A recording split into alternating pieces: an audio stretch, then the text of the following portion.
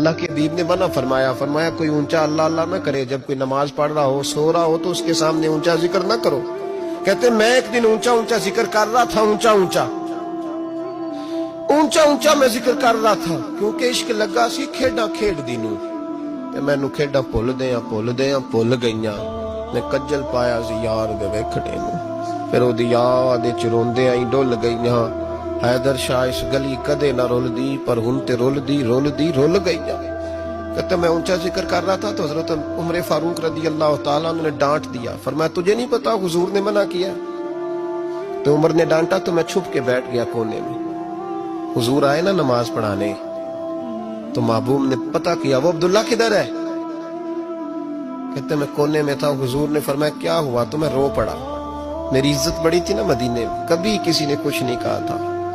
نبی کریم نے فرمایا کیا ہوا؟ عرض کی حضور کچھ نہیں۔